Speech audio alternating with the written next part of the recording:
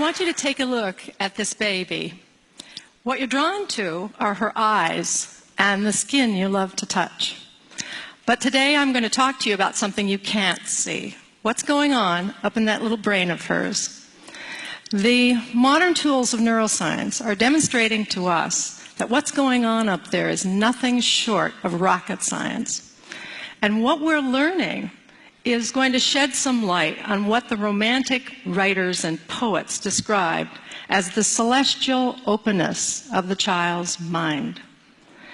What we see here is a mother in India, and she's speaking Koro, which is a newly discovered language. And she's talking to her baby. What this mother and the 800 people who speak Koro in the world understand that to preserve this language, they need to speak it to the babies. And therein lies a critical puzzle. Why is it that you can't preserve a language by speaking to you and I, to the adults? Well, it's got to do with your brain. What we see here is that language has a critical period for learning. The way to read this slide is to look at your age on the horizontal axis. You've done that. And you'll see on the vertical your skill at acquiring a second language. The babies and children are geniuses until they turn 7, and then there's a systematic decline. After puberty, we fall off the map. No scientists dispute this curve, but laboratories all over the world are trying to figure out why it works this way. Work in my lab is focused on the first critical period in development, and that is the period in which babies try to master which sounds are used in their language. We think by studying how the sounds are learned, we'll have a model for the rest of language, and perhaps for critical periods that may exist in childhood for social, emotional, and cognitive development. So we've been studying the babies using a technique that we're using all over the world in the sounds of all languages. The baby sits on a parent's lap, and we train them to turn their heads when a sound changes, like from ah to e. If they do so at the appropriate time, the black box lights up and a panda bear pounds a drum. A 6-monther adores the task. What have we learned? Well, babies all over the world are what I like to describe as citizens of the world. They can discriminate all the sounds of all languages, no matter what country we're testing and what language we're using. And that's remarkable because you and I can't do that. We're culture-bound listeners.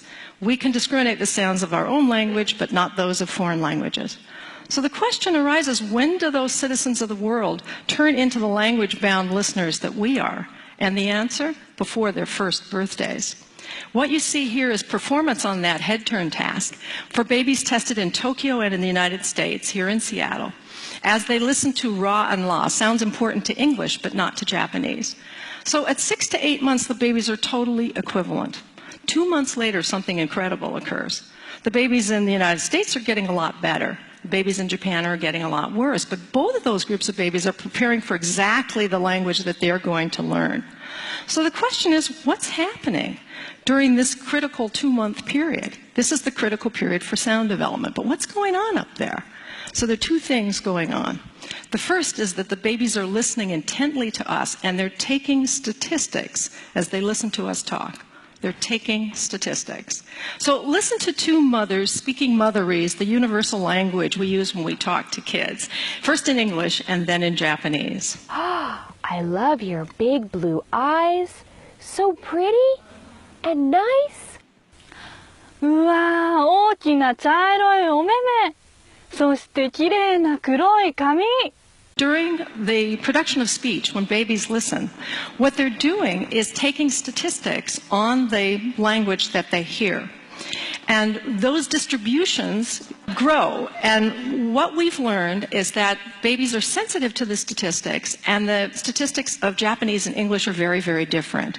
English has a lot of R's and L's, the distribution shows, and the distribution of Japanese is totally different, where we see a group of intermediate sounds, which is known as the Japanese R.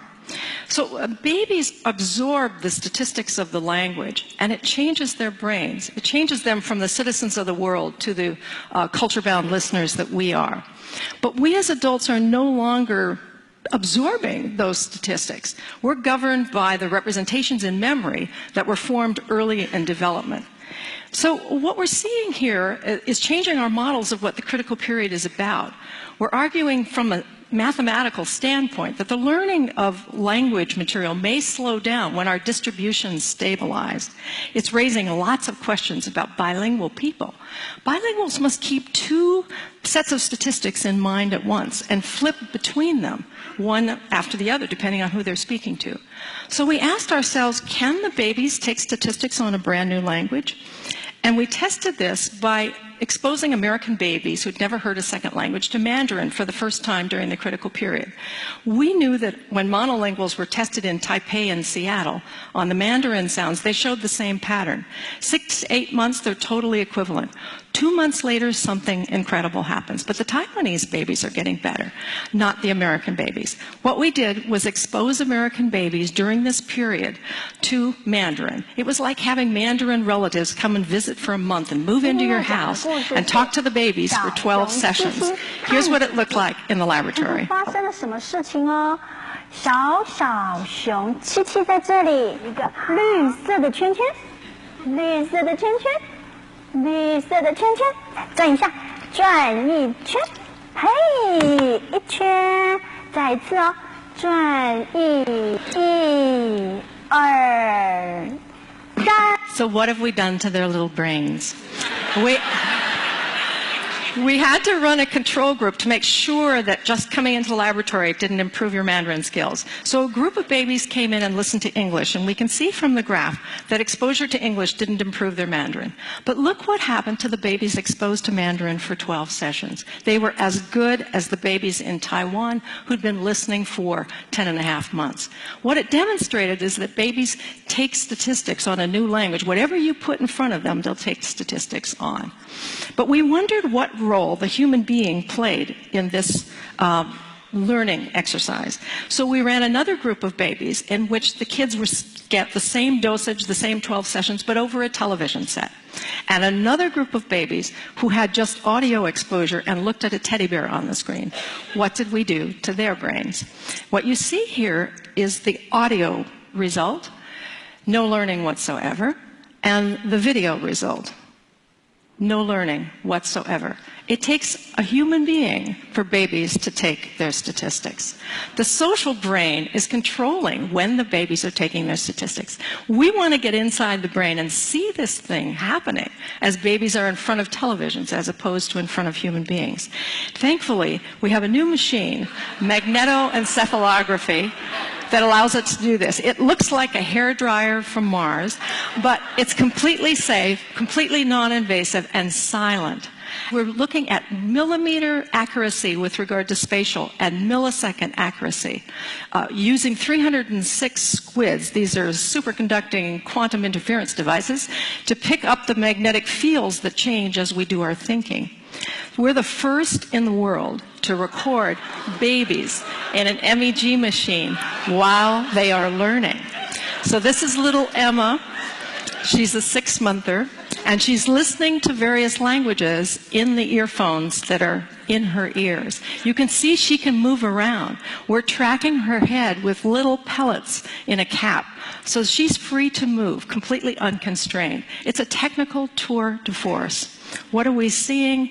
We're seeing the baby brain as the baby hears a word in her language. The auditory areas light up, and then subsequently areas surrounding it that we think are related to coherence, getting the brain coordinated with its different areas, and causality, one brain area causing another to activate.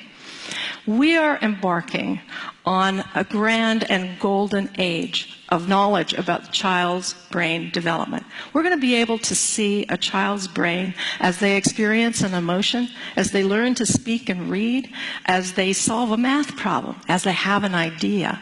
And we're going to be able to invent brain-based interventions for children who have difficulty learning. Just as the poets and writers described, we're going to be able to see, I think, that wondrous openness, utter and complete openness of the mind of a child. In investigating the child's brain, we're going to uncover deep truths about what it means to be human. And in the process, we may be able to help keep our own minds open to learning for our entire lives. Thank you.